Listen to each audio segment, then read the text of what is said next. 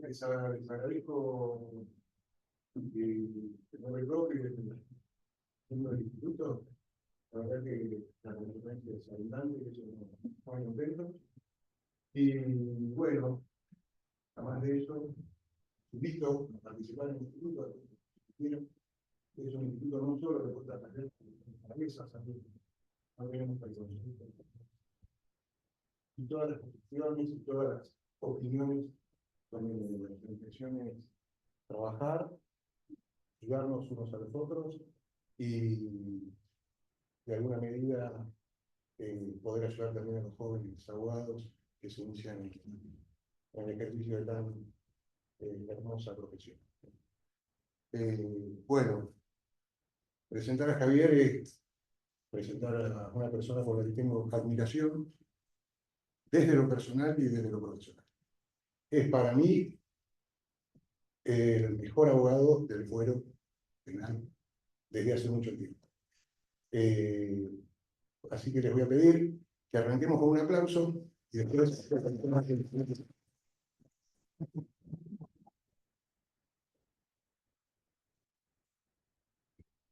Bueno, difícil empezar de esta manera, pero halagos que me quedan de por sí holgados y lo transmito ahora. Que creo que como Juan somos, o como todos ustedes, trabajadores agremiados de una profesión en la cual salimos todos los días de alguna manera a trabajar, a conseguir nuestro sustento y a la vez a enfrentarnos con tropiezos como es esto.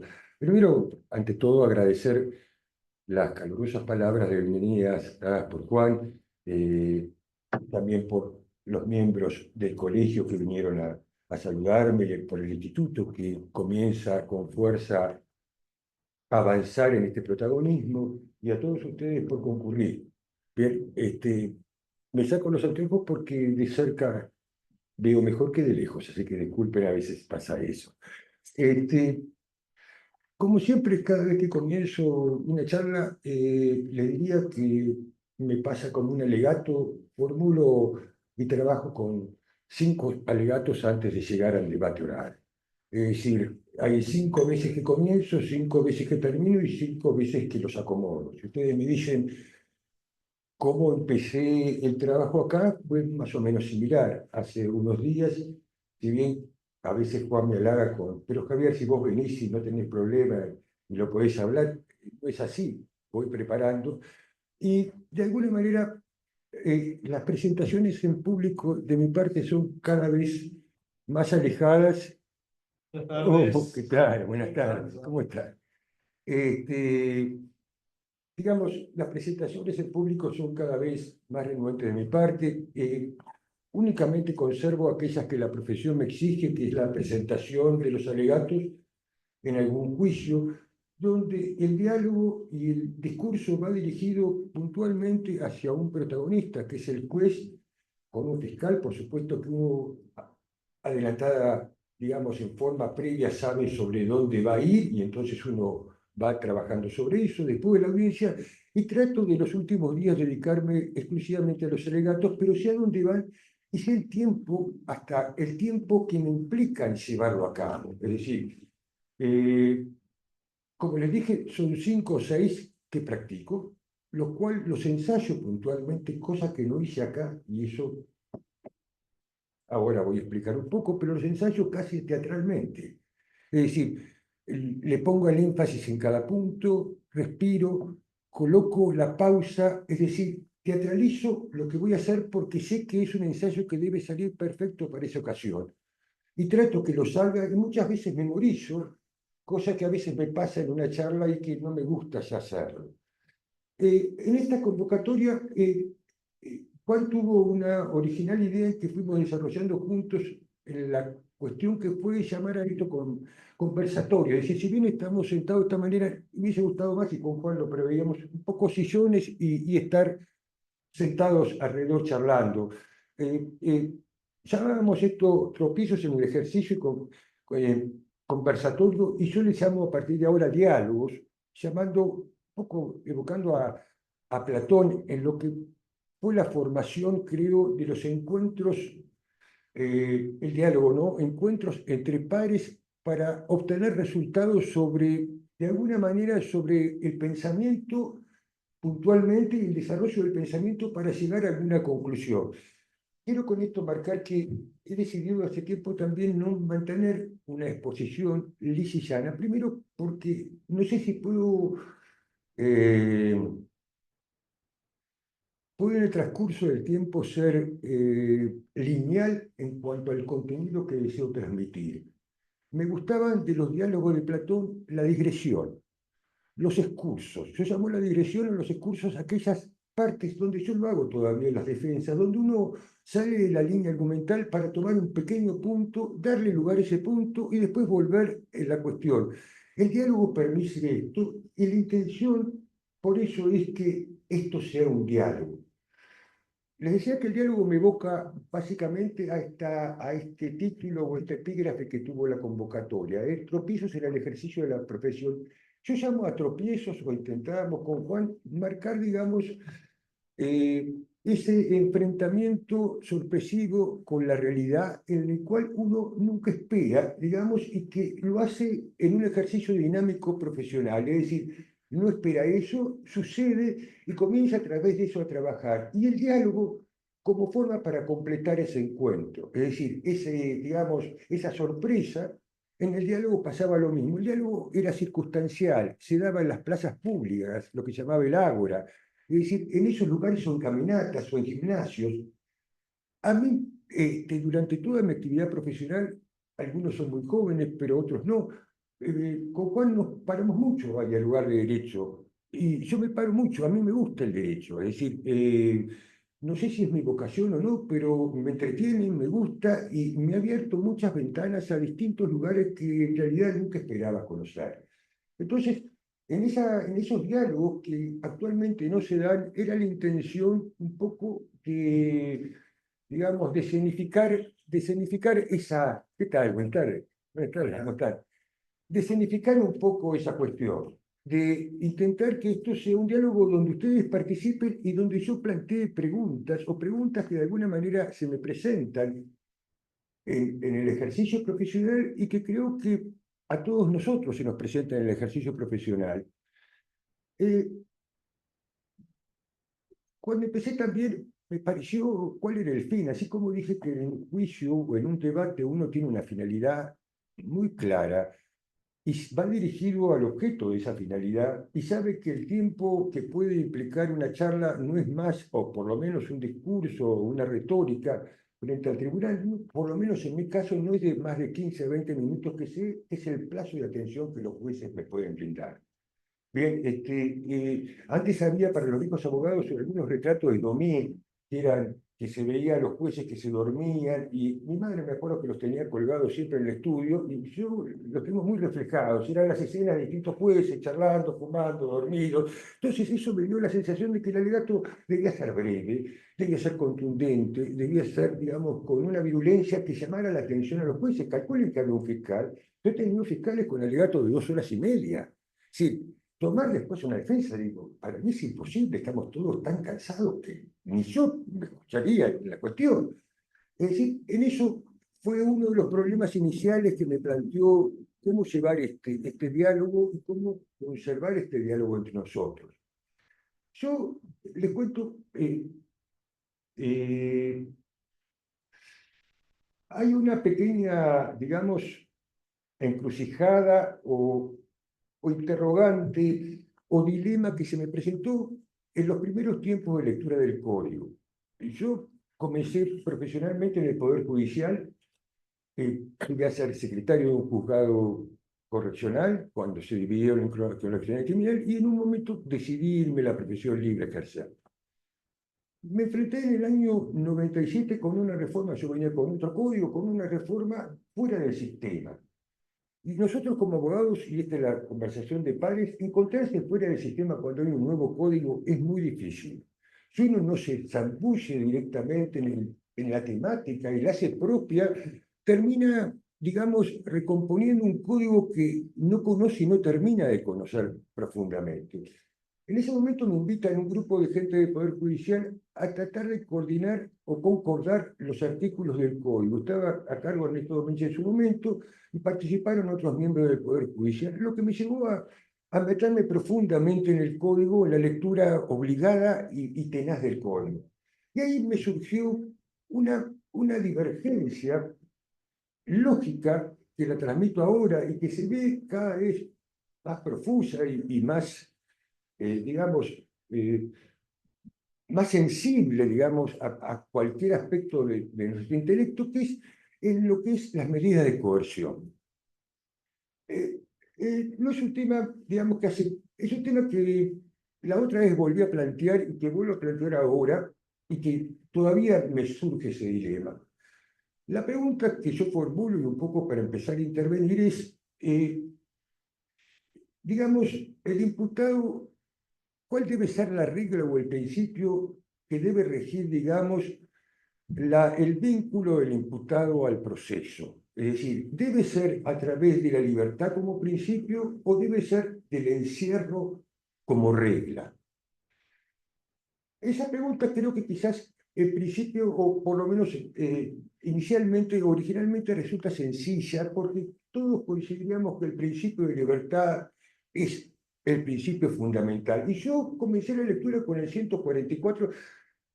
Yo hago una intervención de artículos, discúlpenme, y simplemente los menciono, algunos podemos darle lectura, ustedes me dicen también, y cuál puntualmente, pero comenzaba con, digamos, con el título sexto y el primer artículo del capítulo era la libertad.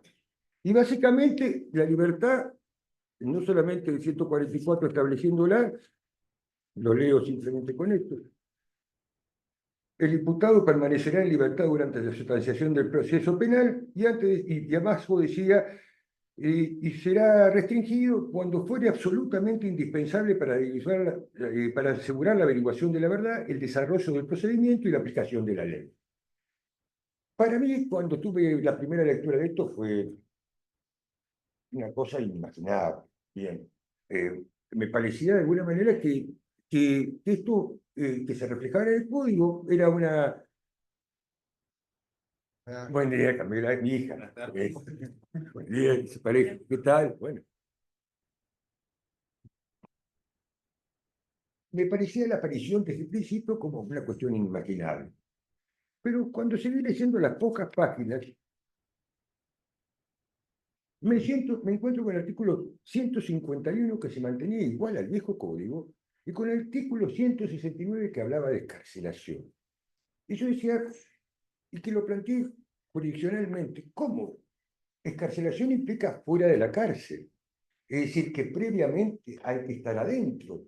Y el 151 decía, no procederá la detención en los casos que ustedes recuerdan en que el término máximo y el mínimo no supere los 3 años o haya condena de ejecución condicional. Entonces yo decía, de alguna manera, leyendo el 151 que no procederá, a contrario censo decía, procederá entonces.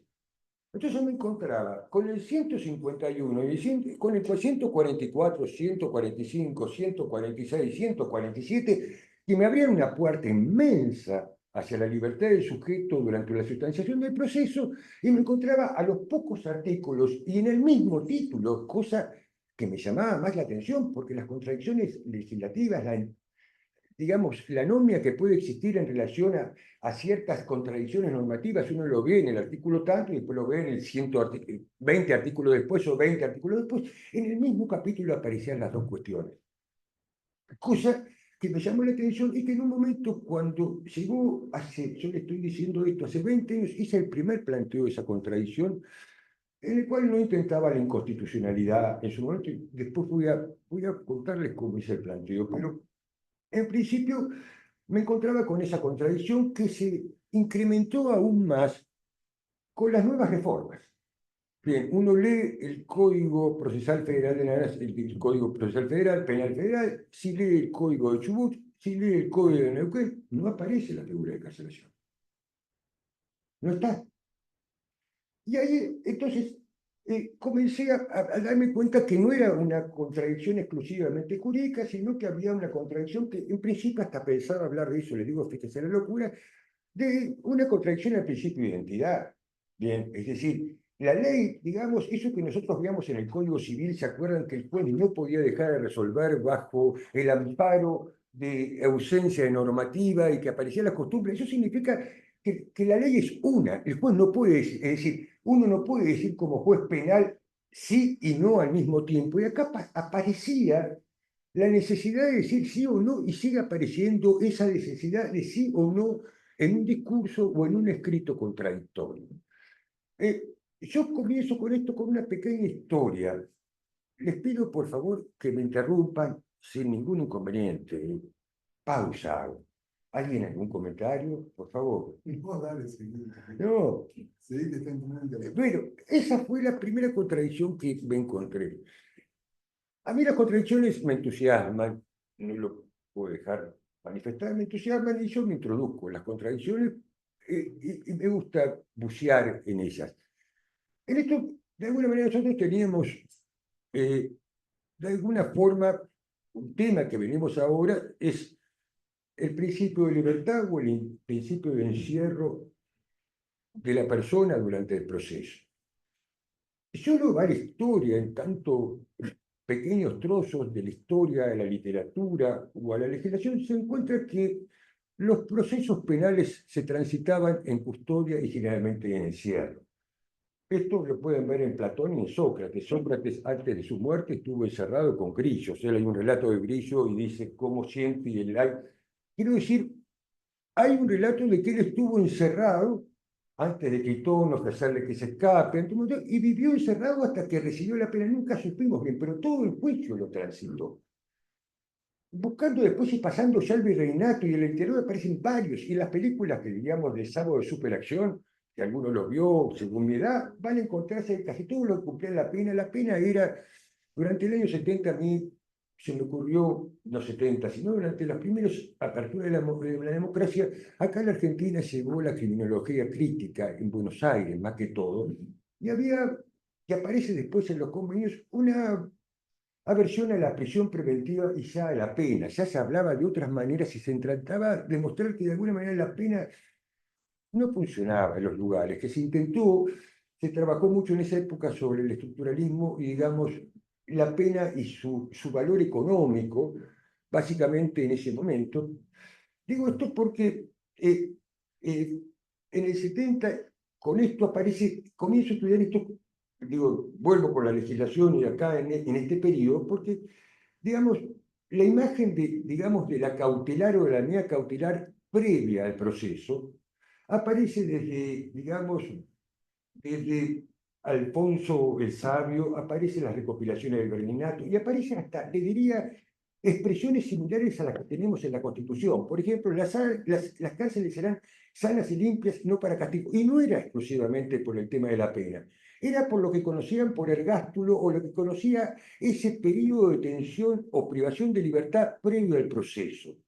Todo vivía y era tan severo eso y tan extenso que en algunos casos cuentan que hasta el cabildo, y ahí me entero, por ejemplo, hasta cuándo aparece de alguna manera el cómputo de la prisión preventiva. El cómputo, antes de estar en el código, aparece de jueces en forma pretórica, digamos, pretoriana, que de alguna manera otorgaban, concebían ese periodo de tanto sufrimiento como parte de la pena. Bien, pero con esto quiero marcar que la custodia de la persona que se veía sometida al proceso existió históricamente y sigue existiendo.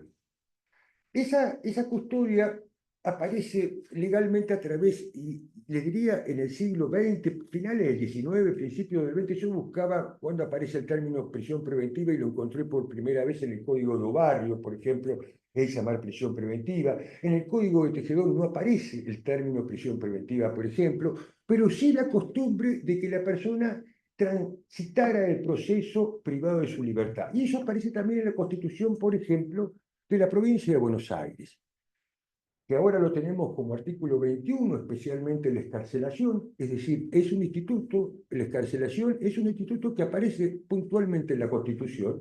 Yo creo que lo quisieron hacer como garantía en ese momento, pero en el 89 ya aparece la excarcelación. Y dice una frase puntual, dice, el diputado podrá ser excarcelado con fianza que de alguna manera resarza el daño sufrido, siempre que la pena no exceda de 2 años. Bien, es decir, que la mayoría de los delitos graves transitaban con encierro. ¿Cuándo aparece el principio de libertad? Es un tema, yo no tengo una fecha exacta, pero sí las búsquedas, por lo menos manifiestas, de la libertad, me parece que aparece en ese movimiento del 70, que se produce, que yo le decía de la criminología crítica, que se produce a nivel internacional, sobre cierto, que yo calculo que si se compone, por ejemplo, en el Pacto Internacional de Derechos Políticos y Civiles que se firma por primera vez en el 66, todo esto comienza con un montón de gente que de alguna manera inicia a laburar antes. Es decir, para que se termine una convención o en un pacto internacional, tenés personas que trabajan por lo menos unos años antes y vienen peleándola para que cada Estado conforme una idea y a la vez llevarla internacionalmente. Y el primer lugar donde aparece el encierro, o que yo observo que aparece, el encierro no es la regla, es puntualmente el pacto internacional. Vuelvo sobre esto. Docto en ignorancia soy, como dice Nicolás de Cusa. Todo lo que digo es revisable y alguien que me pare y me diga, mira, Jacob, no era en el 66, fue en el 45, tiene razón, y estoy hablando de datos, no recuerdo ni uno. Nunca tuve memoria de nada, y lo sabe mi hija, del cumpleaños me acuerdo porque me la anticipa una semana antes, más o menos, y va a venir el cumpleaños. Sí, soy muy orgulloso de fecha, de número, de todo, que realmente le decía, por eso practico y significo mis alegatos, naturalmente porque soy olvidadizo, pero yo creo que aparece el principio de libertad, lo veo por primera vez en el Pacto Internacional de Derechos Civiles y Políticos, que se adopta en el 66 y comienza a tener vigencia en el 76.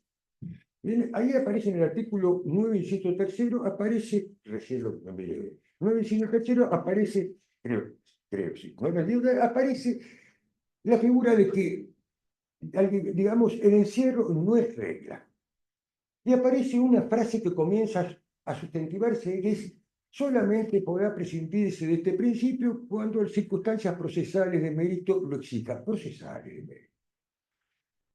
Yo creo que es la primera vez que, o por lo menos que yo tomo lectura donde la regla comienza a hacerse doctrina y comienza a ser... No digo esto porque creo que las cosas comienzan de abajo para arriba. Es decir, así como muchas veces manifiesto que Cindy puntualmente lo que es el habeas corpus, el primero y que reivindico puntualmente el cierre del diario de Mercedes, y en el cual de alguna manera se rehabilita a través de un habeas corpus que es iniciado por un abogado de la matrícula en la provincia y llega a la Corte de la Nación y abre un nuevo instituto que es el amparo, que en realidad es un habeas corpus, porque el habeas corpus también preveía estas circunstancias, violación de derechos personales que implicaba, digamos, la libertad personal, que para el habeas corpus en la provincia implica no solamente, como decían todos, la libertad ambulatoria o la privativa de la libertad, digamos, de tránsito, no, implica la libertad de expresión, de reunión, todo. Entonces, sobre esa rama del inicio dice igual amparo. Por eso vuelvo a decir en esto que eh, eh, creo que, y lo vuelvo, quizás no lo dije, mi intención, lo importante de lo que yo digo no es lo descriptivo, sino intentar cambiar esta situación o por lo menos ver qué se puede realizar. Aparece en esa época, aparece la regla de la libertad. Bien, la libertad que le decía con ese implemento que es, de alguna forma, establecer a lo procesal como marco de la custodia. Bien, siempre fue un marco de la custodia y antes también, desde las apostillas de Sabio hasta las recopilaciones americanas, todo fue siempre custodia, nunca fue, digamos, y vamos a verlo después, fue cumplimiento punitivo de pena como ahora se llama la Corte. La Corte tuvo un ingenio importante para empezar a marcar ciertas cuestiones que si no, no las entendía y ningún Estado respetaba la Convención Americana de Derechos Humanos ni respetaba el pacto. Pero comienza en ese momento a instalarse y el código de la provincia es uno de los primeros que lo receta.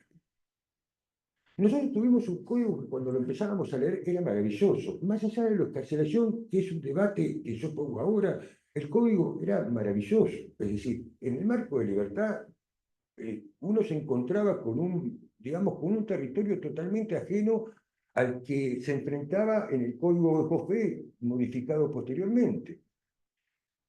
Digo esto porque No había enfrentamientos, pero sí en mí había esa duda de cómo iba, calculen ustedes, cuando hay dos principios, uno de encierro y otro de libertad, cómo iba a jugar cada uno para preponderar en la normativa vigente. Si uno ve ahora el código, se da cuenta que la excarcelación o el encierro es lo preponderante ahora. Si ustedes consiguen poner a alguien en libertad que tenga una pena mayor de 6 años, les digo, es un milagro. Es un milagro. Primero porque uno no sabe ni cómo argumentar.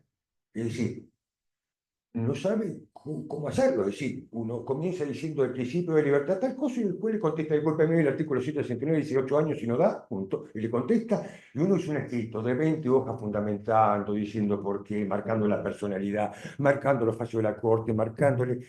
Yo siempre digo una cosa y ustedes seguramente en eso lo observarán como lo observo yo en el Poder Judicial. Yo digo que no hay firmas abajo cuando uno requiere una resolución de una persona con cierta firmeza. Bien, entonces uno dice, esto lo van a mandar a Cámara. Bien, y de Cámara dicen, yo tampoco voy a firmar esto, y si lo mandan, y digo que no, y vas a casación. Y que decir a otro, es decir, uno se encuentra, bueno, con lo que es la libertad es a la inversa. La Corte de la Nación, la Corte Interamericana, la Corte de la Nación y la Corte de la Provincia dicen, discúlpeme, la libertad es la regla. Excepcionalmente, cuando resulte indispensable y luego de haber analizado previas alternativas al caso, podrá haber prisión preventiva. Bien, de alguna manera, quiero con esto marcar que en realidad los dos principios se van entrecruzando y los jueces se encuentran que la Corte, iba con esto, la Corte larga reglas, es decir, la última marco porque la cito, hay, digamos, la oralidad de los fiscales. En el año, la resolución 600 del año 2007, por parte de la Procuración, le decía a los fiscales, recomendamos a los fiscales que el 168 bis sea la herramienta para pedir prisiones preventivas y que se pida ahí. Ahí viene. ¿No?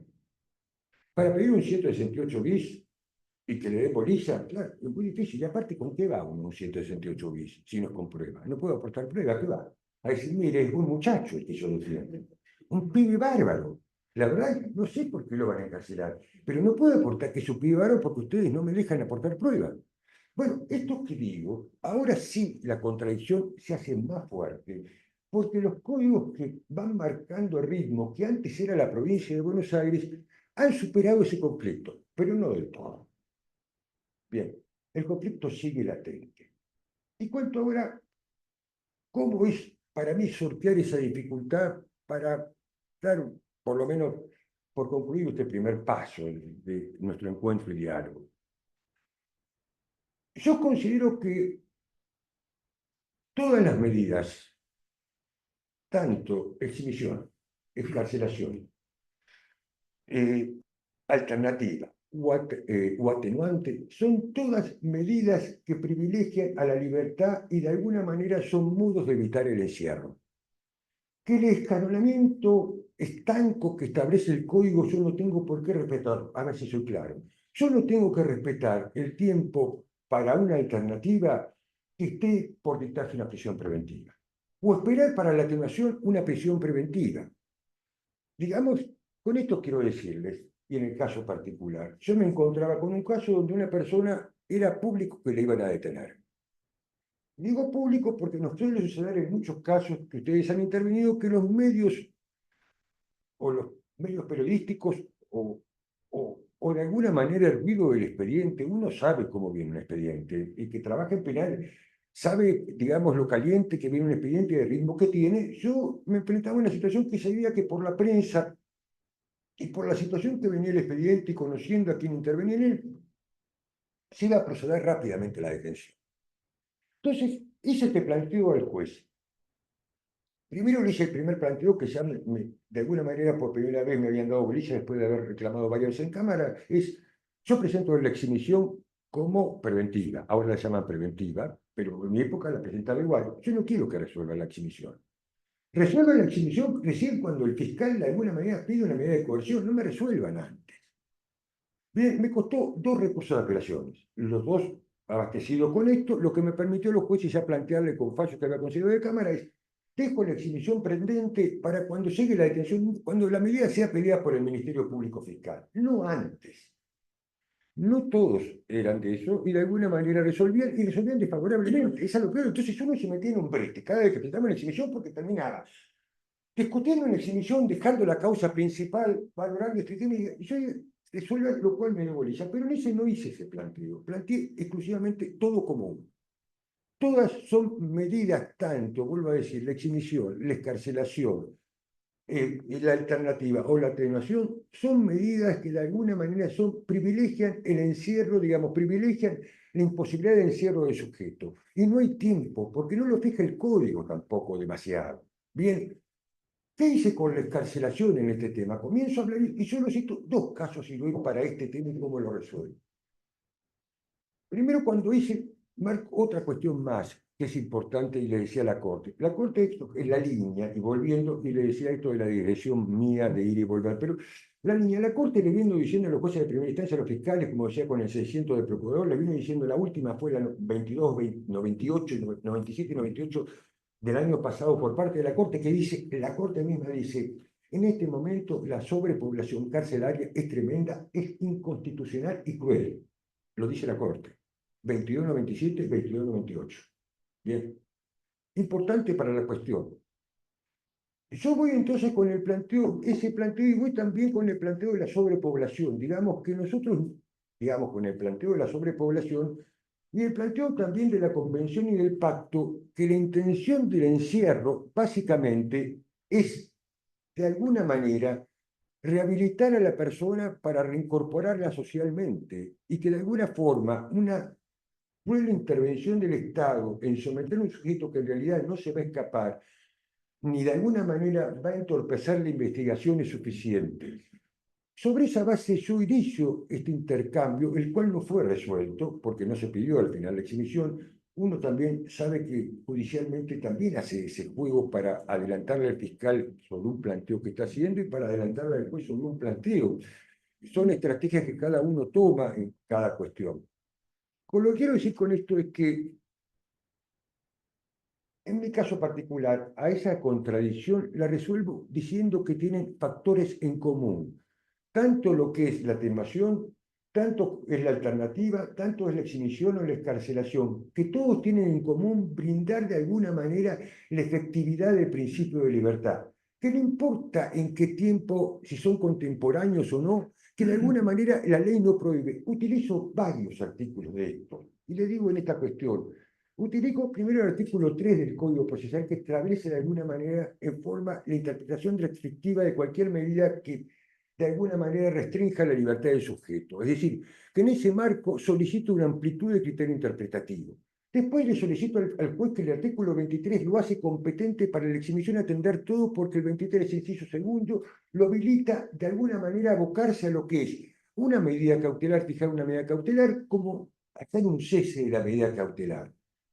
Invoco el 140 y lo invoco por exhibición, citando el artículo de habeas corpus, diciendo que no solamente el juez debía, ¿por qué debía atender la exhibición y atender la alternativa de la atenuación?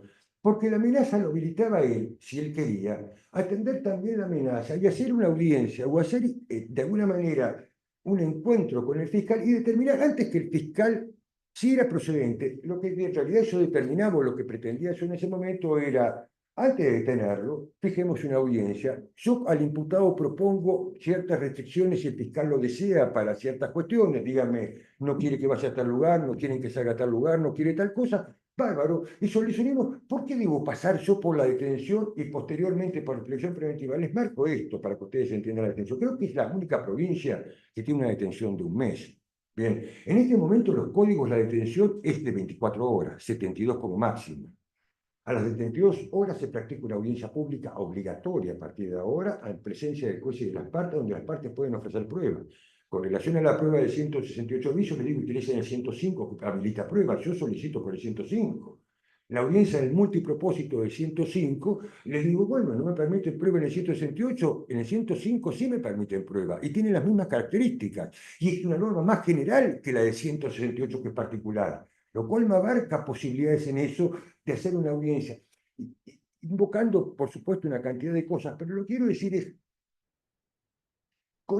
con esta medida, la intención mía era adelantarme y reunir la comunidad de todas estas medidas alternativas previamente, sin llegar al tema de la inconstitucionalidad de excarcelación, básicamente diciendo que es una caución. La excarcelación es una caución, es una forma alternativa.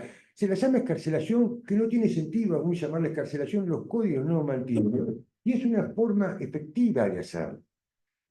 Lo cual, sobre esa base, hago el trabajo procesal, y comienzo con la línea exclusivamente de la Corte con relación a la libertad y con la Corte con relación a cuándo comienza esta línea que lo marco también en ese trabajo, es la distinción, la segunda distinción que decíamos al principio es libertad o encierro, la segunda distinción es una medida cautelar. Es punitiva, es una medida cautelar. La segunda cuestión, es una medida cautelar, es una medida punitiva. Eso lo trae la Corte Interamericana. La Corte Interamericana se encuentra con una realidad que es esta. Es imposible que una medida cautelar sea lo mismo que una pena. Es decir, que la medida cautelar sea el cumplimiento de una sanción. Es decir, resulta extraño y hasta resulta ilógico que la medida cautelar sea la pena. Es decir, uno supone, si yo voy a sufrir un encierro, que la medida cautelar sea privarme de ciertas libertades o asegurarle patrimonialmente que no me voy a retirar, como hacen en Estados Unidos, a veces se fija una fianza de 5 millones de dólares para la persona para que no se vaya, o lo que sea. Pero de alguna manera es ilógico que la medida cautelar tenga la misma naturaleza que la sanción. Entonces, ¿cómo hace la Corte? ¿Cómo hace la Corte ante, de alguna manera, distinguir esa cuestión? Y ahí es donde me parece que tiene un ingenio por lo menos relevante para mí. La Corte comienza a distinguir la sanción de la medida cautelar puntualmente desde el punto de vista de la libertad como regla, estableciendo que la medida cautelar no puede ser preventiva, ni particular, ni en forma general. ¿Qué quiere decir esto?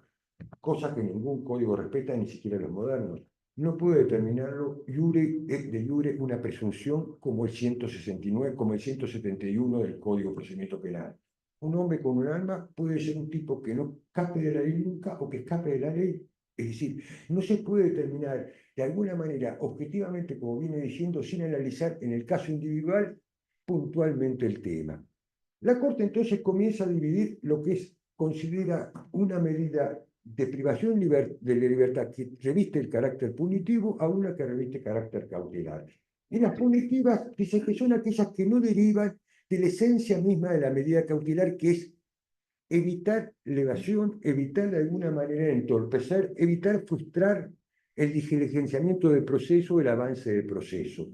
A partir de eso, la Corte de Provincia, como la Corte de Nación y como la Corte de Nacional, como Corte Interamericana, vienen diciendo, señores, consideramos que la medida cautelar reviste carácter punitivo cuando es establecida por la calidad de la pena, por la calidad del hecho, por la calidad del sujeto. Eso ya no son medidas cautelares. ¿Por qué? Porque están asegurando la materialidad y viendo la materialidad y las consecuencias del ilícito y poniendo, digamos, consecuencias previas del ilícito anterior como es reincidencia. Y dice, discúlpeme, la reincidencia sigue siendo una presunción de iure, pero ustedes no me aseguran que esta persona por ser reincidente de alguna manera no sería distinta a los demás.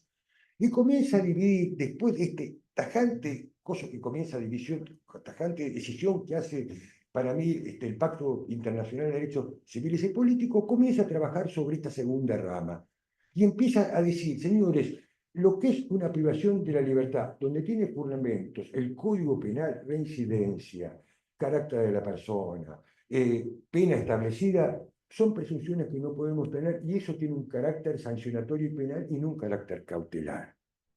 Y comienza a trabajar con eso. Yo para concluir, les volví a decir que mi intención de esto no era tener un carácter de descripción de la realidad, porque todos ustedes la conocen tanto como yo.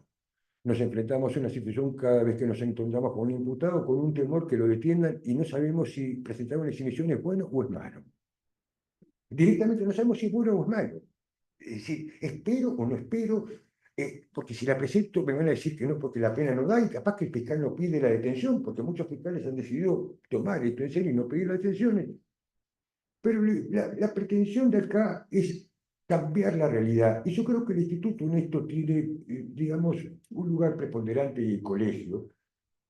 Le marcaba yo el caso Sirio Cot, que son habeas corpus, posteriormente reconvertidos en amparo, porque llegaron, como yo digo, siempre digo, por el actor que está en bambalinas. Es decir, los jueces generalmente aparecen en la sentencia, pero alguien planteó el debate.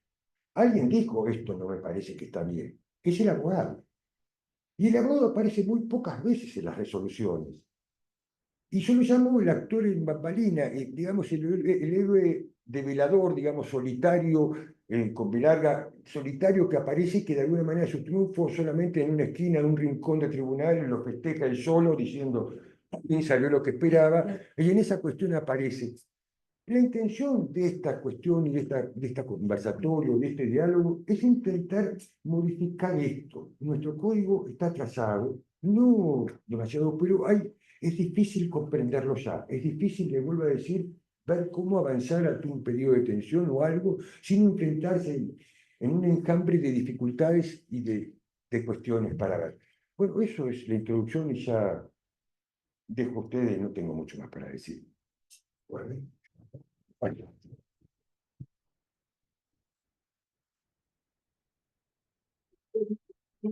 colegas experimentados, algunos profesores universitarios, así que descarto que algunos interrogantes para el doctor Percop van a tener. Que se anime uno y después arrancan todos. Vamos.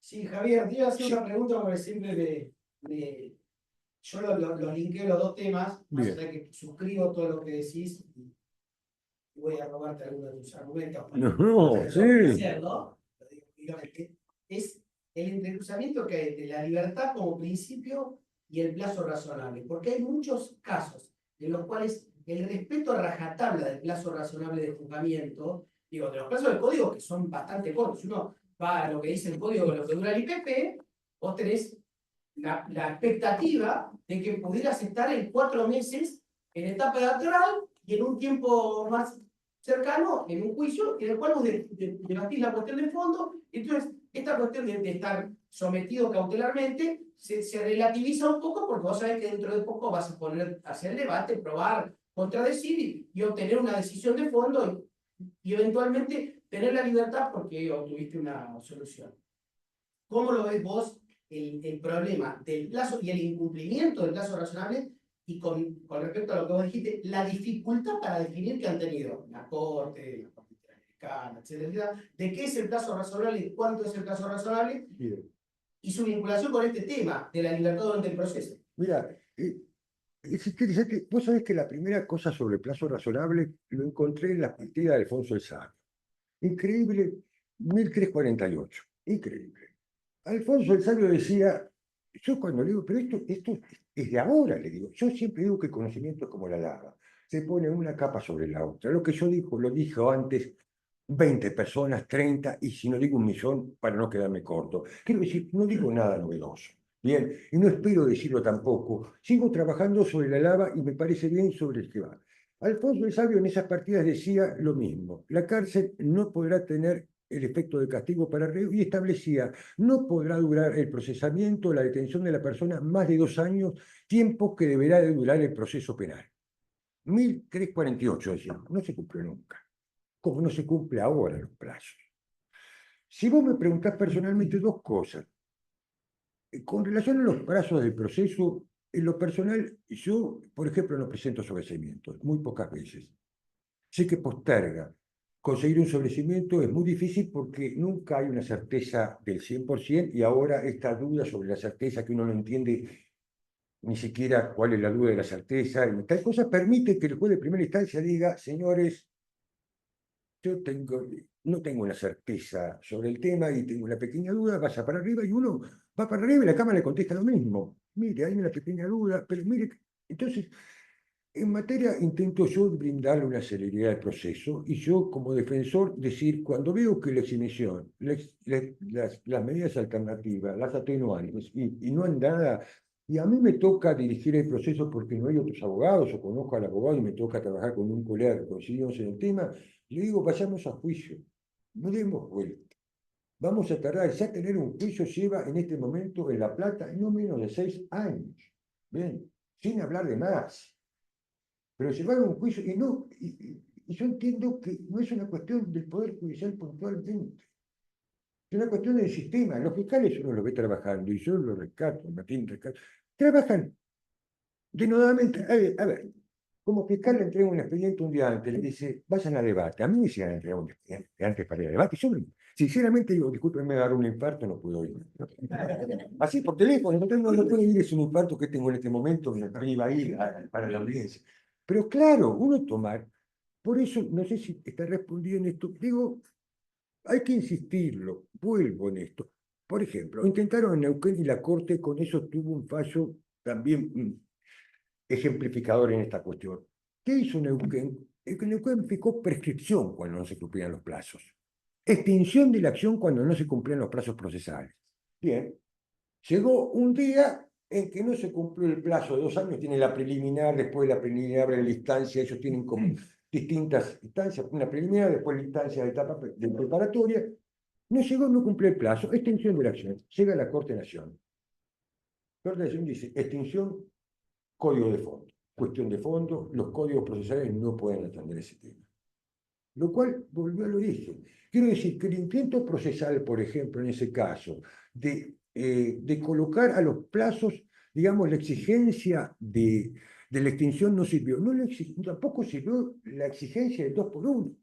Bien, es decir, en un momento determinado, el 2 por 1 servía y procesalmente para la persona imputada computaban, delante de esto, la persona imputada, salvo los delitos de lesa humanidad, que puntualmente eran contra, pero en todos los demás delitos comunes, puntualmente daba por cada día de prisión, después de transcurrido el plazo de 2 años, por cada día de prisión preventiva, 2 días de encarcelamiento de prisión efectiva. Entonces, claro, pero el Poder Judicial tampoco, es decir, no sirve, simplemente sirve para desalojar un poco el encarcelamiento, pero no sirve para otorgarle un ritmo.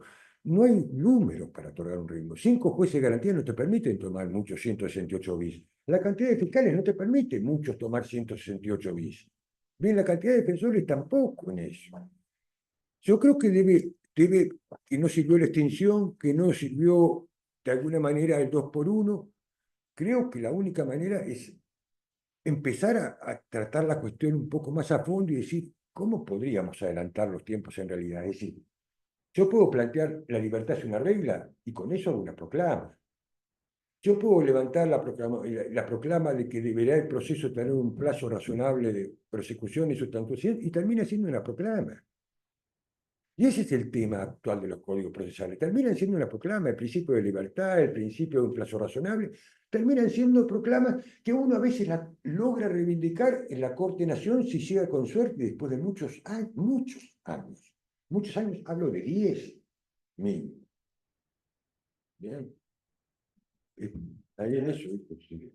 Sí, yo quería completar un poco lo que decía el doctor, viendo también el punto de, no me imagino un sistema procesal en el cual fija la libertad del proceso sin plazo razonable, porque todo lo que tuvimos aquí, una persona que da la libertad, no pida la libertad, siendo un juicio, nosotros sabemos que si la persona la condena en el juicio, termina siendo más nocivo que haber transitado, digamos, el proceso que ahora libertad. Ninguna duda. Por lo tanto, yo lo que observo que el sistema judicial lo que busca hacer es que la persona que en definitiva va a terminar condenada llegue con privado de libertad y se transforme eso en una condena. Bueno, le digo más. Sí, no, a ver, entiendo. Sí. El Código de Procedimiento lo que hace es operativizar las garantías que establece la Constitución y los tratados internacionales. Pero por otro lado, tenemos, a mi modo de ver, la política criminal y que a veces parece mentira, ¿no? Pero orientada a través de lo que opina la gente, o a través de la opinión pública y de los medios públicos de comunicación, y después un poder judicial que carece de los medios, tanto materiales como humanos, y que en muchos de los casos tiene temor a lo que pueda decir la opinión pública respecto de su acción. Con lo cual es un combo pero insuperable. Yo como verán las caras que tengo muchos años. Consecuentemente, antes cuando venía un cliente al estudio con una orden de detención, le decía, presentate porque después no te van a dar nada. Ahora le digo, bajate porque si te agarras no te saco nunca más. Esa es la verdad.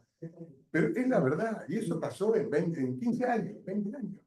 Bueno, lo que vos marcás, Juan, es un poco lo que viene pasando desde el año 2005, digamos, acá en la provincia de Buenos Aires, caso Berbisky, ¿bien? Caso Berbisky, la 93.083, que la 93.083, caso Berbisky, la Corte, ustedes recordarán, fue el año donde explotaron la sobrepoblación carcelaria. La Corte de la Nación tuvo un paso ejemplar en el cual dijo, señores, esto hay que modificarlo.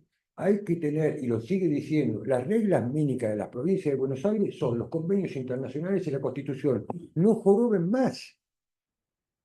Yo tuve el honor de participar en la reforma que se planteó, porque fue una reforma integral lo que dice la Corte, y por un grupo de personas participo en parte de la reforma que se va haciendo, que estabas en las casas en ese momento en el Senado, me acuerdo, y hacía reunión. En el 5 se logró un avance en eso. 2015 había más gente que en el 2005. Bien, volvió. Pensé que el Consejo de Defensores Departamentales presentan recurso a la Corte Provincia y la Corte Provincia dice, no, ya esto está solucionado, yo ya esto lo cerré con moño, no. Van a Corte Nación les vuelve y vuelve en el 21, estamos hablando de 2005, 21, y la Corte Nación le dice, no, la causa penal todavía no está complementada con lo que pidió la Corte Nación. La Corte Provincia vuelve a abrir, estamos hablando de casi 20 años, y volvemos a escuchar la misma frase. Ahora lo que yo digo como sostiene nosotros, y como dice Juan, yo creo que hay cosas que no hay que aflojar por parte del abogado. El abogado de la matrícula, como digo, es el actor en bambalinas. No va a aparecer protagónicamente, no va a aparecer, y es un tropiezo que lo llega. Lo lleva a eso. En un momento determinado se encuentra con una persona que es detenida y uno cuando tiene una persona que atiende va asumiendo un protagonismo con relación a esa persona y un compromiso con relación a esa persona que lo lleva a plantear cuestiones que implican un estudio, un trabajo en esto. No dejemos de bregar en tomar las medidas, como decía, estas medidas alternativas, medirlas en común. No hay, lo hacen, y les digo más, para fundamentar esto están los códigos de la provincia nuevos, en los cuales no hacen esta distinción y establecen alternativas, ni siquiera hacen la distinción que quizás lingüísticamente es bien entre alternativas y atenuantes que no hacen nuestros códigos, pero en Nación aparecen todas juntas y en un solo momento y a las 72 horas de que está detenida una persona. Uno lo que tiene que decir, discúlpenme, el primero de juez, yo no puedo tener un tipo 30 días porque se le ocurre hasta que le dictan la prisión preventiva, porque ahora el habeas corpus me han abrogado la parte que decía detención, otra gran locura, en lo que es habeas corpus y en lo que es la impugnación por el 164 de una medida cautelar. Pero sí creo que lo ha dicho la 2197, que puede hacerlo el Instituto, y la 98 es integrar política conjunta. Es decir, la Corte, la 2298, un poco para el Instituto, invita al colegio a participar en la formación de una nueva idea sobre este tema y empezar a enseñar. Es como si dijese, empezar a brindar un aprendizaje. Acuérdense, ustedes no estuvieron en el código que estaba. Nosotros pasamos un código adversarial con jueces que habían sido jueces de instrucción. ¿Saben lo que es eso? Con jueces que iban a un tribunal legal y habían sido jueces de instrucción.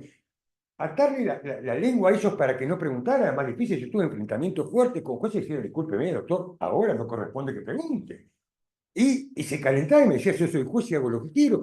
Hemos tenido violentos enfrentamientos que por supuesto eran de debate. Pero Carmela ha vivido uno de esos puntualmente. Pero quiero decir, en esas cuestiones he tenido enfrentamientos. Lo que planteo en esto es, no hay que dejar de bregar sobre esta cuestión. Es decir, desde lo particular, desde el abogado de la matrícula, que creo que es la raíz del cambio, hasta lo que es el instituto, empezar a encontrarse con la Corte con relación a hacer un planteo de este tema, como vos decís, ¿qué solución damos? Es decir, tratemos de encontrar, a ver, yo entiendo la realidad que no puede dejar a veces en libertad inmediatamente una persona. Planteemos alternativas. El código plantea, ustedes lo vieron alguna vez, plantea que la persona regrese, por ejemplo, como atenuante, regrese al sistema carcelario a la noche a dormir, por ejemplo. ¿Por qué no lo hacemos? ¿Por qué en vez de meterlo le hacemos perder el trabajo al pobre tipo que lo único que tenían para sostener a la familia es el trabajo, lo detiene? Pierde el trabajo, peor todavía, enciérrenlo a la noche si quieren.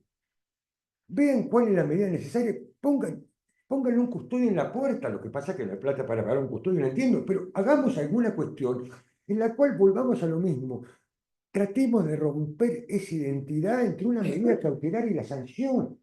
Es una cosa ilógica. Nosotros tenemos a la libertad, digamos, a la privación de libertad como pena y como medida cautelar. Lo cual la Corte, como vuelvo a decir, la Corte Interamericana intentó escindir, pero en la práctica es lo mismo. A ver, se viste como preso, toma como preso, se viste como preso, cumple la función de preso. ¿Qué? ¿Preso o medida cautelar? Es preso. Es como el abogado. Va todos los días al tribunal, deja expediente, va a audiencia, es un abogado, no es un médico, no es un médico. Quiere decir que es un médico, es un abogado. Acá es lo mismo. Entonces creo que ese es el camino y la salida que yo encuentro con esta cuestión que vos planteás. Sí. Yo tengo una preguntita. Antes que nada, me gustó mucho su exposición, realmente. Mientras usted ponía, yo iba medio echando con algunas ideas. Un pequeño agregado que me parece que vendría bien. Hizo mención al artículo 21 de la Constitución de la Provincia de Buenos Aires. Ese artículo dice una frasecita que a mi modo de ver es bastante larga, porque habla de la excarcelación. Y atrás, la última frase. La última. Sí, la última es Claro. bárbaro. Y la última es bárbaro. Yo Leo la creo última, que- si a vos te parece, Claro, lo tengo no, acá. La han leído, no la cifra la pasan por alto, ¿no? La última parte. Yo no sé si tengo acá a ver, creo que no traje. No, no, Acá está. no, Mirá, acá está. Yo le redacto lo que está planteando es el artículo 21 actualmente de la Constitución Provincial que tuvo desde el 89 tiene sanción. Fíjense ustedes acá. Antes era el 19, decía así. Constitución de 1889. El artículo de numeración al 19 dice, será excarcelada o eximida de prisión toda persona que diere fianza suficiente para responder de daños y perjuicios, fuera de los casos en que por el delito merezca pena corporal aflictiva cuya duración exceda de 2 años. Eso es lo que decía en 1889, lo que marcaba la primera posición de que el encierro era la regla. Bien, veamos lo que plantea el colega y compañero en esta cuestión. Actualmente el 21 dice así. A ver si lo tengo por acá, el 21. Constitución acá, 21 reemplaza, y no tengo acá el concepto de 21. Acá está. La ley determinará, el 21 actual, la ley determinará las condiciones y efectos de la fianza. A ver, vamos de vuelta. Podrá ser excarcelada o eximida de prisión, el actual artículo, la persona que diere caución o fianza suficiente. Sácale de los 2 años. Bien, el nuevo. La ley determinará las condiciones y efectos de la fianza atendiendo a la naturaleza del delito, su gravedad, peligrosidad de la gente. Y esta es la frase que señala el colega. Y además, y demás circunstancias, y la forma, esta es la frase, y la forma y oportunidad de acordar la libertad provisional. El mismo artículo establece ya la obligación de la libertad provisional. Es muy atento a la observación que vos hacés. Yo lo tuve. Más allá de eso, por supuesto, yo seguía evaluando y un poco lo que usted dice, ha sido proclamado por varios autores, ¿no? Se me venía a la mente, no me acuerdo si era Mancini o Vélez Maricondi, en mi biblioteca los 2 libros son azules, por eso vengo con la confusión, tengo la imagen. Él habla que en realidad, porque usted habla del principio de libertad, está íntimamente vinculado con el principio de inocencia. Lo que proclaman es que el principio de inocencia es inexistente, el que existe justamente es un principio de culpabilidad. Si no existiera un principio de culpabilidad, a mí no me imputaría un delito, a mí no me meterían preso, a mí no me llevan a juicio. Si a mí me llevan a juicio y tengo que afrontar todas estas situaciones, porque existe un principio de culpabilidad. Y yo en el fondo, ¿a dónde voy con todo esto? Porque usted en gran medida, comparto, hizo alusión a un montón de preceptos normativos, ¿no? A la ley, a un código más beneficioso que el otro, esto que el otro. Claro, el problema es que usted citó mucho a Platón, pero yo le cito a Aristóteles. Porque Aristóteles, cuando habla de los jueces, yo creo que ahí está el problema, que ahí voy. Él habla de una gran virtud que tienen los jueces, es la equidad. Y él habla de equidad, entendida como una virtud de los jueces, en el sentido de equidad, discrecionalidad. Discrecionalidad, ¿qué significa? Yo tengo la ley abstracta, la ley general aplicable a todos nosotros. Claro, pero después tiene la potestad, el deber y la virtud de esa ley abstracta, llevarla al caso concreto. Primeramente convencido, y si cambiamos todo el código, volvemos al código barrio, el que quiera, agarrarlo y quiera, el problema va a ser el mismo. El problema va a ser, mientras los jueces sean permeables a la opinión pública, al periodismo, mal. Y la pregunta es, ¿cómo ve usted la situación dentro de 5 o 10 años? A ver. Yo fui un luchador toda mi vida. Toda mi vida fui un luchador. Perdón, Sí. ¿puedo hacer? Sí. Dale, que es así. No, Porque lo que está diciendo Santiago es un poco con lo que viene diciendo Juan, y voy a ir en contra de... Perdón, Martín, ¿me perdonás? Antes te puedo atacar, no a vos, no a vos, pero cuando yo hablo de los jueces, hablo de los funcionarios en general. Obvio. Una parte del sí. problema son los fiscales. Uno lee la 14442, ¿sí? ¿Y de qué habla la ley? El fiscal tiene que actuar con objetividad. Y lo que menos tenemos, salvo por Martín, que es la excepción, es la parte de los fiscales. Porque vino. Pero, Eso por venir, por eso ven. te piden la atención y después en el pasillo, no. Claro Lo que veo están los funcionarios, perdón, Martín. No, que ¿sabes en dónde está el problema? Pues lo vengo pensando hace, pero no lo digo como que fuese el dueño, la verdad. Pero lo vengo pensando hace tiempo y recién hicieron una pregunta, mirá cómo su respuesta la tiraron. No, cuando dijiste por más código que se haya, modificación que se haga, va a seguir siendo todo igual, porque está en los funcionarios judiciales, que justamente lo que voy a hacer cargo, me voy a referir en general a todos. ¿Saben dónde? Que voy a hablar en contra de mí, porque significaría que en un tiempo me quedaría sin trabajo. Además, me cuesta un montón estudiar y rendir, así que cada 4 años creo que no lo haría. Creo que todo este problema, lo de la opinión pública, y lo de, voy a decir algo fuera de lo procesal y de lo jurídico, ¿no? ¿Pero saben dónde creo que se terminaría, sobre toda la permeabilidad de estas cuestiones? El día que todos los cargos judiciales, habría que ver quizás el defensor oficial, porque por ahí no sería necesario, pero fiscal al menos y juez, sean cada 4 años. Que eso creo que fue lo que quisieron hacer en la reforma del 94 y no pudieron. Y esa es la gran bronca que, perdónenme si hay algunos, que nunca van a perdonar los políticos diciendo, yo paso, y vos te quedás hasta que te jubilás. Bueno, entonces yo ahora tenés un poder judicial mediocre, no te doy los medios, me hago cargo, no es casualidad, y lo digo incluso hasta como experiencia propia, en la edad que yo ingresé como fiscal, pues yo me lo quedaba pensando, digo, pero qué raro esto, ¿no? Me hacía ruido. Digo, ¿estaré realmente apto para ser fiscal? ¿Seré más inteligente de lo que pensaba? Pero digo, me parece que soy muy joven y nunca me voy a olvidar de uno de mis primeros debates que íbamos como, qué casualidad, que estábamos como particular damnificado, Javier. Vos venías con tu hija, no sé si... Enfermera. Era de los primeros, y a tu hija le llamó la atención, encima yo parecía más chico de lo que era, y dice, papá, y él me dice, papá, eres muy joven para ser fiscal. Y todas esas cosas son porque me parece que todo tiene un porqué. Y es justamente por eso, porque se tiende siempre a la mediocridad. Hoy para mí, la verdad, si realmente tenés claro, tenés conocimiento, te sabés desenvolver, te sabés valer, encima en proporción a los sueldos que tenemos, me van a decir, pero vos cobrás todos los meses, todo lo que quieran. Un cajero del Banco Provincia, del Banco Nación, cobra lo mismo que yo, o que nosotros. Entonces, todo eso hace que hoy, creo que hasta tendría más impronto, sería más importante estar del lado de la profesión, si se refieren con todas esas cuestiones. Antes, un juez, no sé si un fiscal, pero sobre todo un juez, se veía con otra cara. Como, llegó a juez, uno imaginaba un juez como Javier, juez, como Juan, juez, como gente que un bagaje no lo digo de edad, sino con la trayectoria y el conocimiento. Bueno, ahí está el doctor Saldaña, tendría. Entonces, a eso voy. Cuando modifiquen nuevamente la Constitución, yo creo que de esa no nos salvamos, y pongan que sean cada 4 años, no estoy hablando de la elección popular, nuevamente en eso, pero que sea cada 4 años, terminaste, te fuiste, y hay que aceptar el mecanismo de rendir los exámenes, ¿no? Porque si no nos quedamos sin funcionarios judiciales. Ahí, pues yo se los digo de verdad, a mí me ponen 4 años, y me importa 3 bledos, ¿qué me pone el diario Día? Creo que esa sería la manera de sincerarlo. Insisto, hablo en contra de mi principio, porque muchas veces me viene rondando esa pregunta, porque está ahí. Modificamos el código, modificamos todo, pero como el operador, y ahí nos queda. Es una opinión, simplemente, y fuera de lo jurídico. Coincido con vos digamos que es interesante en esta, que la solución no pasa por un cambio normativo.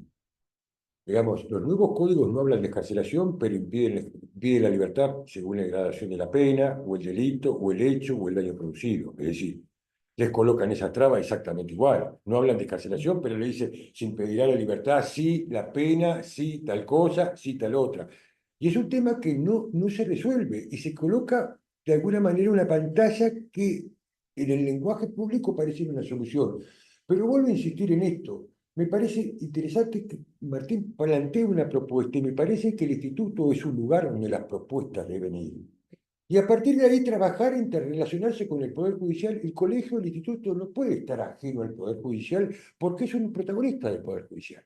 Digamos, es el protagonista del Poder Judicial, es el que conforma la contrariedad y la adversidad para que decidan los jueces. Los jueces, si no hay petición de parte, no deciden, lo cual vuelvo a insistir, que las ideas cada una tiene, que son para debatir.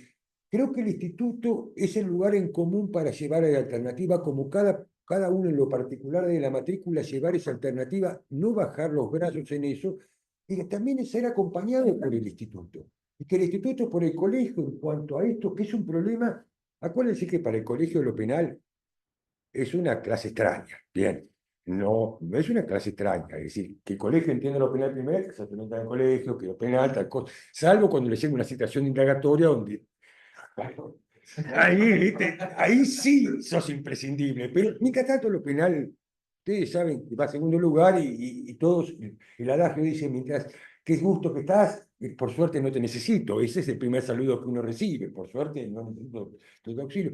Pero creo que es una salida esta que plantea Martín, o es una salida del debate, de traer a este lugar, y este lugar ser cabeza de ciertas cuestiones, porque la solución no la tiene ninguno, pero sí el planteo de cuáles son los inconvenientes y los tropiezos que sí deberíamos dejar de repetir constantemente. Es decir, esto no, por lo menos. No digo esto sí, pero esto vimos que no funcionó, esto vimos que no funcionó.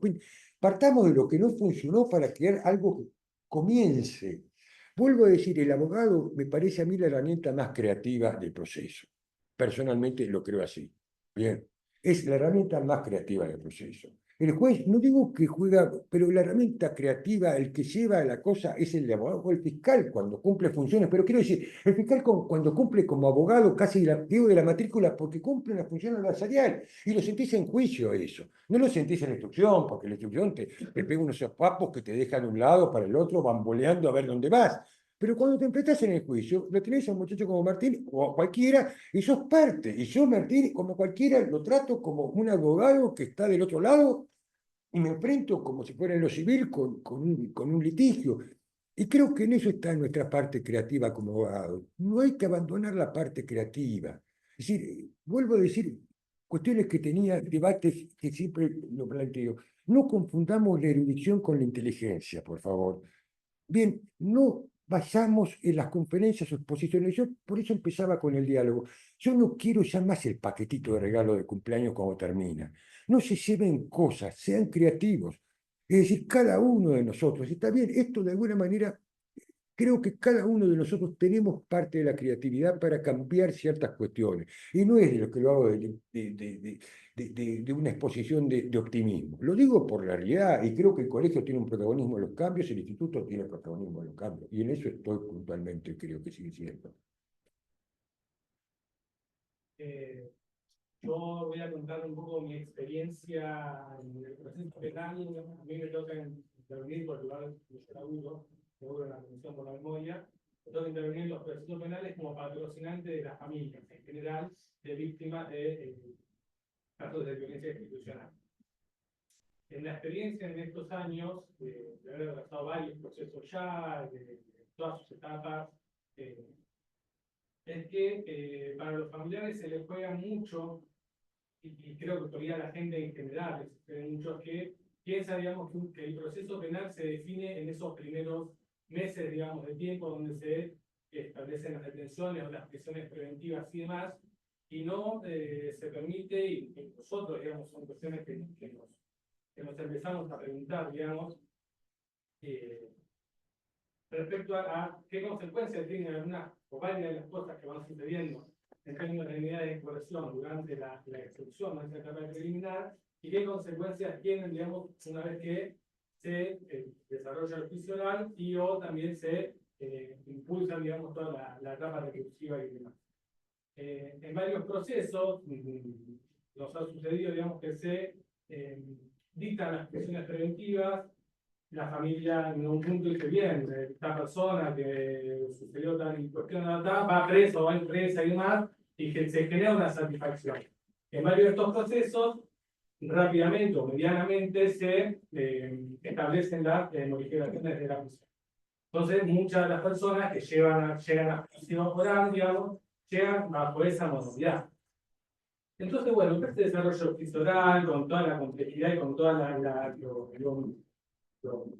potencia, digamos, que tiene, digamos, el juicio oral, que muchas veces hasta pareciera, digamos, que todo el expediente de la instrucción pasa, digamos, no al olvido, pero pasa muchas otras cosas nuevas en el juicio oral. Y muchas veces esas cuestiones que fueron pasando respecto a las medidas de corrección durante la IPP tienen efectos que son complejos, y tengo muchos ejemplos.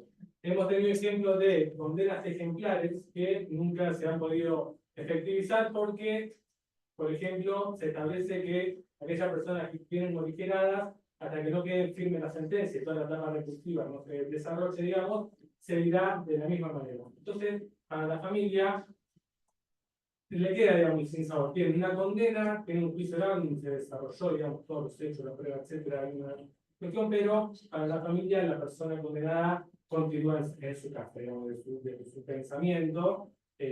No lo ven como una pena, lo ven como que está en su casa, va a estar con sus hijos, porque de la cumpleaños, también ella, sus hijos están muertos o lo que sea, entonces se desvirtúa. Entonces empieza a jugar la cuestión de los plazos procesales, hasta que esa sentencia quede firme, muchas veces se cumplen, digamos, los plazos de las penas establecidas y plantean, obviamente, se plantean las excarcelaciones y demás. Entonces queda, digamos, como todo un proceso que lleva un montón de años, que son súper complejos, que llevan a instancias muy finales, como su juicio, un recurso y más, pero para la gente le queda una sensación como de falta de sustancia, digamos, en la pena, en qué pasó, si estuvo preso, pero ahora lo condenan, pero sigue en la casa, como que todo pasa como a desvirtuarse un poco. Entonces, una de las cuestiones que nos hemos preguntado con mis colegas en la U, ¿no? Es solamente un planteo que nos hicimos nosotros, ni siquiera hemos tenido la posibilidad de sacar mucho para afuera y un poco con lo que planteaba, de si conviene o no conviene llegar a juicio en libertad o no. Muchas veces nos hemos preguntado, che, pero si sabiendo que esto va a durar un montón de años, por no excederte la prisión preventiva, o sea, los pocos meses están con la modificación, y durante todo ese tiempo hasta que se tiene que hacer juicio oral, un montón de años, están aprendiendo pena. No tendría que llegue libre, en todo caso, si se hace el juicio, de tener una condena ejemplar, etcétera, y se hace efectiva la pena, la familia no sería mucho más retribuida, ¿no? Con el cumplimiento efectivo de la pena, eso es lo que pasa. De todos modos, La pena en un juicio yo oral, considero que tramitar el proceso, por ahí siguiendo a el pastor, por ahí vos vas a coincidir conmigo. El hecho de estar sometido a proceso tiene que ser parte del cómputo de la pena, necesariamente. Estando escarcelado, con limitaciones de movilización, con limitaciones para salir del país, el estar sometido a proceso es un... Es un proceso kafkiano, sí. Entonces, a mi criterio, el escarcelado con limitaciones impuestas por el juzgado, ese tiempo que estuvo encarcelado tiene que ser parte del cómputo de la... Mira, yo te cuento, a mí me pasó con... Y si tardan 15 años es un problema de la justicia, no es un problema de judicial.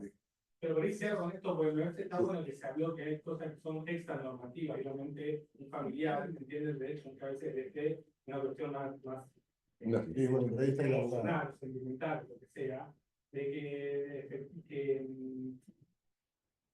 hay que poner este planteo, poner que se me ocurre a mí ser no sería conveniente que la persona no vaya detenida A ver, y esté en el proceso en libertad.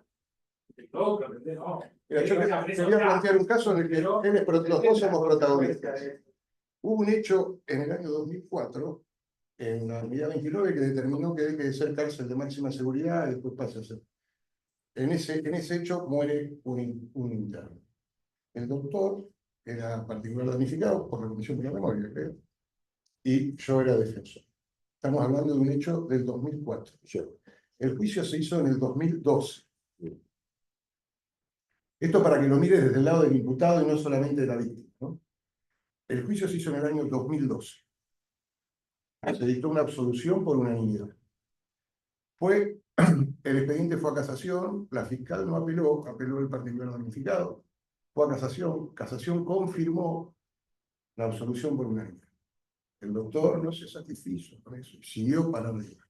Fue a la Corte de la Provincia. La Corte de la Provincia anuló la sentencia de casación y mandó a dictar una nueva, siguiendo algunos lineamientos que hizo casación. Anuló la sentencia del tribunal y mandó a hacer un nuevo juicio. Ojalá decir, las personas que están sometidas a proceso hace 20 años.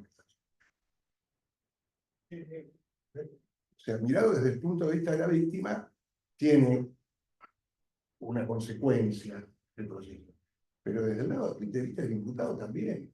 Y ahí, a mi criterio, habiendo leído el alma de la TOA y habiendo leído los mandamientos de Couture y las normas de ética profesional, es cuando el abogado tiene que bajar el nivel de exacerbación. No tiene que exacerbar la posición de los partes. Lo que tiene que hacer es tratar de tranquilizarla. A mí me pasa varias veces que voy a alguna audiencia por delitos culposos y viene el particular damnificado y pretende que esa persona pase en la cárcel 123 años y se lo dice a los familiares y les cambia y busca calificaciones legales insólitas y se lo transmite a los familiares. Después en la audiencia es un desastre y cuando termina y cuando llega a la realidad acomoda las cosas, el tiempo acomoda las cosas y los familiares siempre van a estar insatisfechos. Entonces la función del abogado, a mi criterio, es también darle el panorama que corresponde a la parte y no exacerbarla en el sentimiento de venganza, en el sentimiento de que esto no es lo que están diciendo, es un delito mucho más grave. Y cuando uno en definitiva sabe, porque ha estudiado, cuál es la adecuación típica que corresponde. Entonces, esa también es la función del abogado. Me parece que hay que mirar En este caso, trabajo con víctimas, también con... No, pero una Sí, cosa, sí, si me todos permite, trabajamos. Pedro, una cosita que vos planteás, y esto son estrategias también, lo que vos planteás. El abogado, aparte de una cuestión jurídica y de semblante propio, tiene estrategias. Yo me acuerdo de una fiscal que le pedía de alguna manera una morigeración en una estrategia mía, una excarcelación, y me dijo, no, la morigeración no, si te doy la excarcelación. No quiero que computen un solo día de cárcel de él. ¿Bien? Y me lo dijo la fiscal, la excarcelación sí, la morigeración no. Y yo buscaba la morigeración. Yo sabía que había condena efectiva. Esperaba que cumpliera la condena en morigeración para después plantearla. ¿Bien? Y yo sabía la estrategia en eso. Si vos me decís que le pasa eso a la comisión, hay una estrategia que no funciona en relación a eso. Es decir, cumple su condena con prisión domiciliaria, o con libertades asistidas, o como quieras, provisionales. Entonces, con esto quiero decir que, como me dijo a mí, y como hablábamos al principio, no siempre yo salgo con la exhibición de punta. Bien. Es como salir con la exhibición de punta con Atencio. Yo lo conozco a Atencio, pero sé que me va a decir que no. Pero ni bien lo miras así, dice, a ver, 6, no. Justo da 6 un día. Sí, y lo digo con sinceridad, pero lo sé. Entonces digo, no lo presente. No te juegues. Si el fiscal no va a pedir la detención, ¿para qué le vas a dar que te diga que no y en esa situación te vas a colocar en una situación peor? Esto que vos estás planteando, aparte de coincidir con Juan en esto de exacerbar, que es muy cierto, y cada cuestión, creo que son cuestiones de estrategia que uno va viendo digamos, en el transcurso. Te vuelvo a decir, yo pedí una morigeración a una fiscal una vez y me fui con el verso de que la morigeración implicaba cumplimiento, y me dijo, morigeración no es carcelación, sí. Te lo dice muchas veces. Bien, y eso fue para decirme cumplimiento de pena durante un tiempo. Y te encontrás con fiscales que de alguna manera dictan, no hay fiscales, pero que de alguna manera dicen, este no va a cumplir nunca pena, por lo menos que la prisión preventiva la pase 3 o 4 meses adentro. Bien. Este no va a cumplir pena. Entonces, con la prisión preventiva 3 o 4 meses adentro se pasa porque la prisión preventiva, aunque uno no quiere, son un trámite mínimo hasta que llega a la Cámara y resuelve de 3 meses. Con suerte, 3 meses. Bien, tiene un mes hasta el dictado de la prisión preventiva, un mes y 10 días, después el coso que lo notifican, que apela, que uno va con el habeas corpus y toma el habeas corpus ya como si fuera una apelación común. Es decir, el habeas corpus no se toma más como habeas corpus, perdió la calidad de habeas corpus. Ahora entra dentro de lo que es apelación y tarda un mes en resolverte en que esté detenido. Entonces, la pregunta que vos haces, Pedro, que esto también tiene que ver con una estrategia que asume sobre un trabajo puntual. Y lo digo esto en general. A ver, yo cuando me dicen con el fiscal juega con las cartas abiertas, el querellante, el particular implicado juega con las cartas abiertas, el defensor. Aprovechen esa situación. No planteen sobrecimientos si no quieren cualquier sea el fiscal que se entere que van a resolver. Si yo le digo al fiscal, mira, yo voy a ir con esto, a ver cómo va a ir el defensor, se va a plantear lo mismo. ¿Qué va a plantear? ¿Una cosa nueva? No, si es sorpresivo. No plantees estrategias. Si vos jugás, sos el único que juega con las cartas cerradas. El fiscal juega con las cartas abiertas. Tiene que mostrar todas. No puede guardar ninguna hasta se recibe sanciones cuando se guarda alguna. Bien, vos podés guardar las que querés. Esa es la ventaja del defensor. Por ley. No es que de alguna manera lo hacen trampa, lo hace por ley eso. En esto te marco lo mismo con relación a estrategias. Creo que también uno debe saber el lugar que está, estrategias, y manejar el cliente también es muy difícil. Es un tema para, creo, una charla entera. Manejar, digamos, las tensiones. Yo soy sincero, ya no manejo casi de tensiones. Excepcionalmente tomo una decisión. Cuando me lo pide alguien que yo tengo mucho afecto, si no, no. La tensión de vivir 3 meses con detención ya no me da el cuerpo. Porque 3 meses de detención es estar sentado esperando la resolución del juez, y le ha pasado bueno a mí. Son las 2 de la tarde y el juez todavía no salió y yo estoy sentado ahí. Me he pasado 26, 27 o 24 o 23 así. Así, y entonces, quiero decir, uno debe saber cuál es la estrategia antes de empezar. Es lo que siempre le digo, siempre reitero, y es una cosa muy común. Uno cuando va al centro de acá, sabe que tiene que tomar casi 47, 48, ir para la derecha y caminar 7 cuadras. ¿Por qué no hacen lo mismo cuando tienen un juicio? Sepan dónde van. Uno tiene que saber dónde va antes de empezar un juicio. No puede ir sin rumbo. Uno no sale a la calle para ir a 7:48 sin saber qué calle debe tomar. Porque si no va a pasear por toda la ciudad antes de llegar a 7:48 o 7:49. Lo mismo digo acá.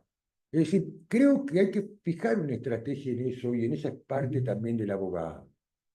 Antes de partir. Ahora, el título de la charla está bueno porque para tener como tropiezos, son cuestiones que donde uno dice, che, pero acá Eso de Juan.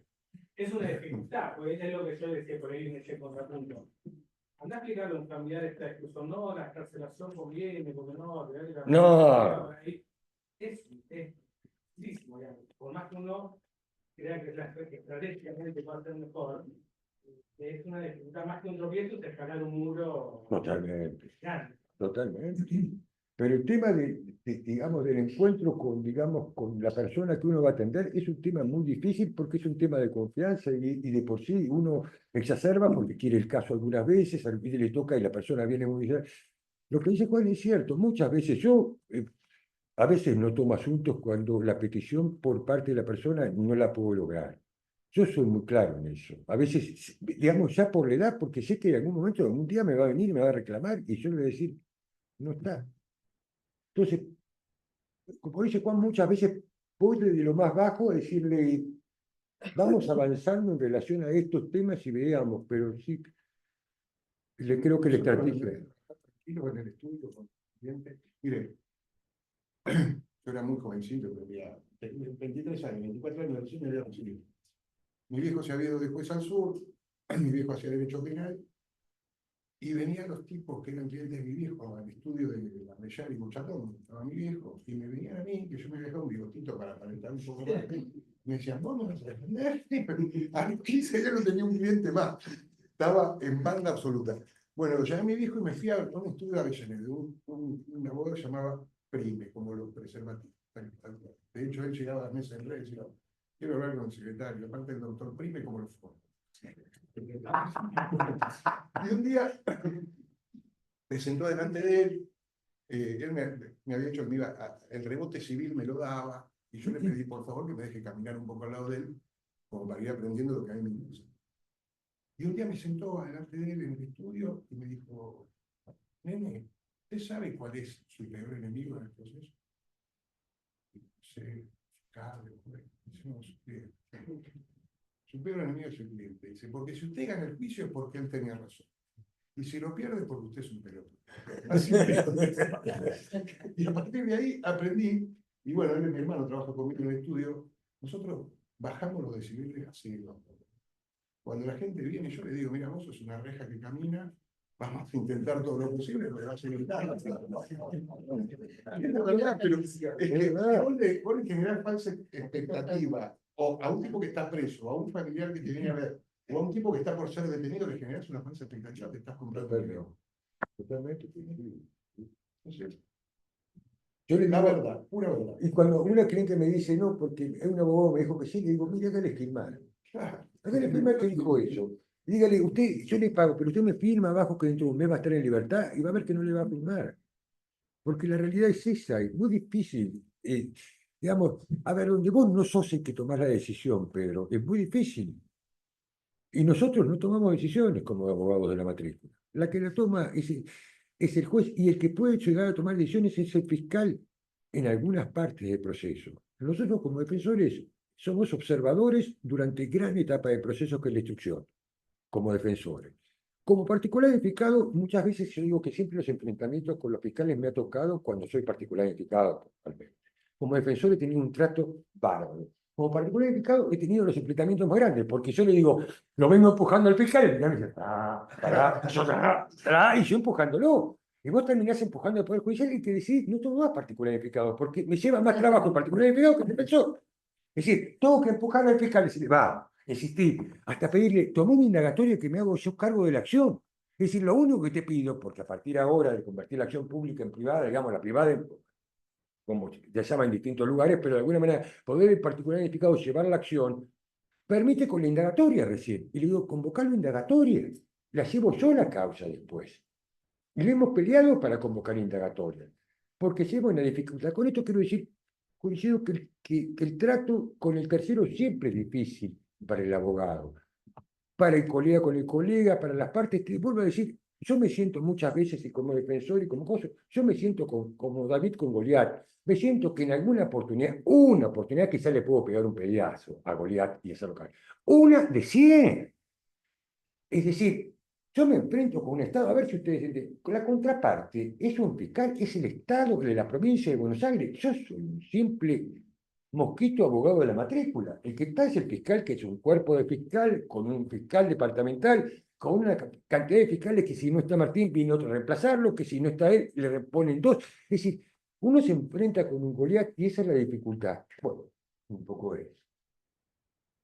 Bueno, si no hay más preguntas, saludamos a...